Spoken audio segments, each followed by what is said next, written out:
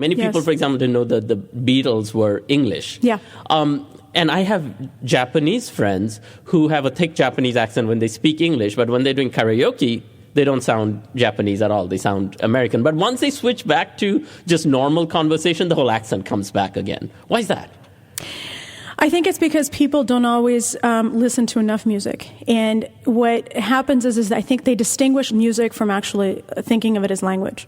And I think once you get over that mental hoop and you see that there's a connection between singing a song in another language and the actual way that you pronounce the song or pronounce those words in English or whatever language it is, then you're able to translate what you've been singing into how you're speaking.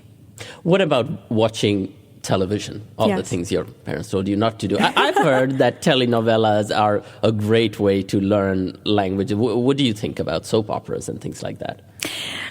You know, it would be great if everybody learned Spanish by reading Cervantes and Don Quixote, but we know that's not going to happen. I mean, people are going to be watching soap operas. It's on TV, it's free, it's entertaining, and what you get is they're very melodramatic, so it's very easy to understand by their facial expressions and by their gestures what they're talking about. And it's usually very simple. A business deal, a lover's quarrel, and somebody's jealous.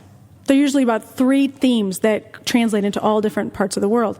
So if somebody is able to... It's not going to help you order a meal. It doesn't fall under any of the 3 categories. But it improves your vocabulary and improves your comprehension. And that's what's really important. It's because people can learn how to order a meal. They can learn that from a Lonely Planet guidebook. But then when they're actually in a situation, they're unable to understand what they're with their Spanish lover. With the Spanish lover, that's right. That's right. Very important to know. Well, let's hear a little clip from, this is from the original, the Colombian version of Ugly Betty. Yes. Or rather, the original on which the English version, American version is based. Yes. Claro que acabo de escucharla y la felicito, le salió todo muy bien. Usted siempre prestándose para esos juegos de Celestina, ¿no? Perdón, doña Marcela, no la entiendo. Sí, mi amor, yo tampoco te entiendo. A mí no me dices mi amor. A mí no me tratas como una imbécil y ya no quiero que juegues más conmigo, ¿entendiste, Armando? Porque eso lo tenías muy bien planeado. Claro, para que yo creyera que supuestamente viajábamos los dos con Mario. ¿Y qué? Para que yo cayera redonda, aceptara viajar y después... That's a clip from the Colombian version of Ugly Betty. Susanna, watching Ugly Betty in Spanish is something people are familiar with now in American audiences, watching it in English. Watching it in Spanish, how does it help? Well, first of all, you're able to see actually how people are communicating. And gestures are different in different parts of the world. And so it's important to understand that by watching the movies. And then people are able to see images and translate them into what the people are saying. And it's entertaining. And so people, once they get hooked on it, they start to get the storyline.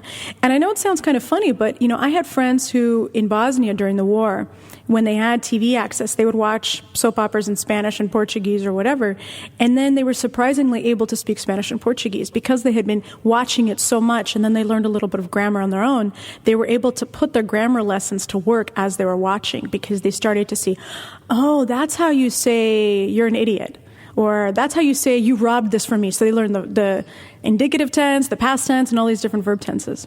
Well, that's true. I have a friend who says that he's an anime fan and he watches a lot of Japanese anime on YouTube. And he's picking up a lot of Japanese as a result of it because he's seeing the subtitle. So has, in a way, YouTube been the boon for all of this?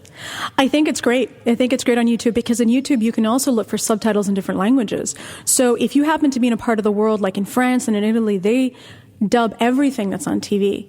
And so you could be watching Sex and the City, but you're going to be hearing French actors. So it's better off for you to go on the internet and watch Sex and the City and maybe get the subtitles in French. Now, your parents are Soviet immigrants? Yes. What about them? Did they have a hard time learning English? Are they learning it by singing New York, New York or something like that? Or do you know the way to San Jose? Yeah. That's funny. Actually, my father is in the category of people who are tone deaf and who has the mental idea that he will never learn a foreign language. So he's been living here for about 28 years we've been in the United States, and he doesn't speak English very well.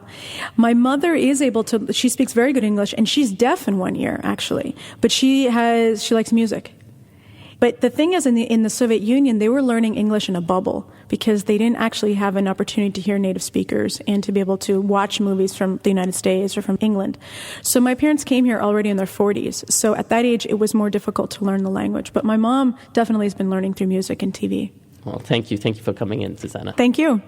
Susanna Zaraysky is the author of Language is Music.